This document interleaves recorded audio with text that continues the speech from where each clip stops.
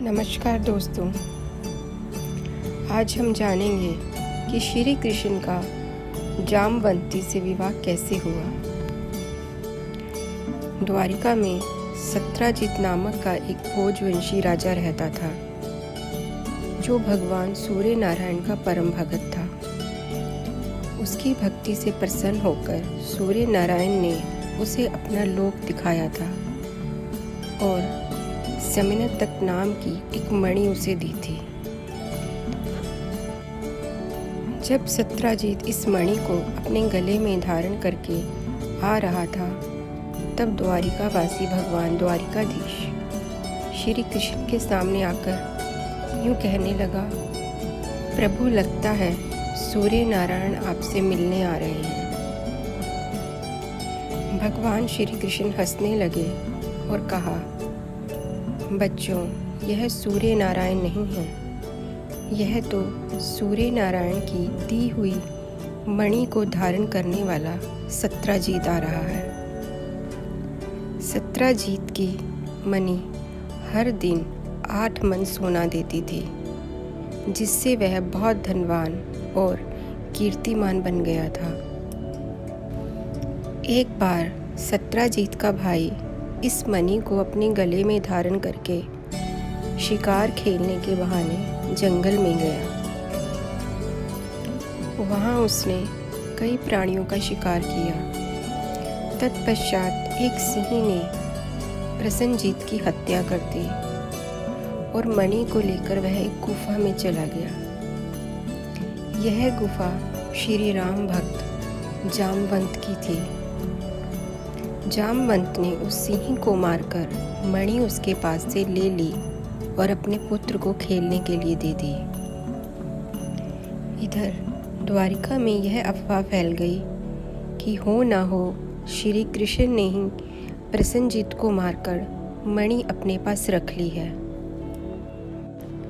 अपने ऊपर इस लगे हुए कलंक को दूर करने के लिए भगवान श्री कृष्ण अपने कुछ सैनिकों और द्वारिका वासियों के साथ प्रसन्नजीत को ढूंढने के लिए जंगल में गए। बहुत दूर जाने के बाद वहां उन्हें प्रसन्नजीत का शरीर मिला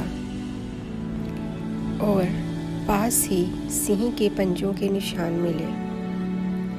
श्री कृष्ण उन पंजों के निशानों का पीछा करते करते उस गुफा तक चले गए जहां जामवंत ने सिंह का वध किया था और उससे मणि ले ली थी।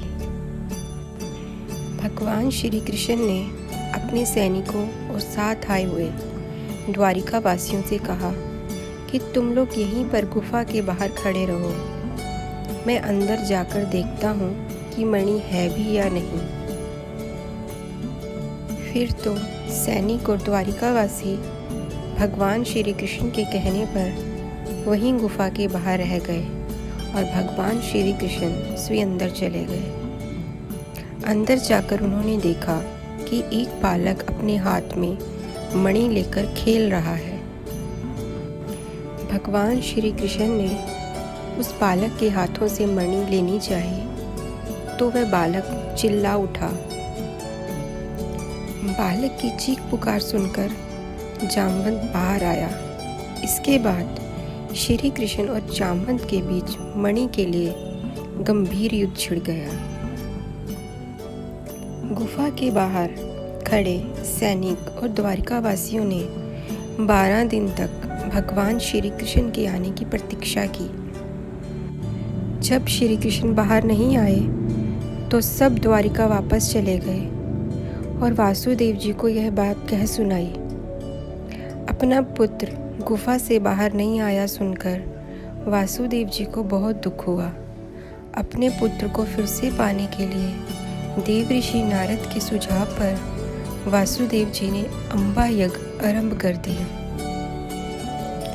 इधर गुफा में श्री कृष्ण और जामवंत दोनों का युद्ध कई दिन तक चला। भगवान श्री कृष्ण को जामवंत बराबर की टक्कर दे रहा था।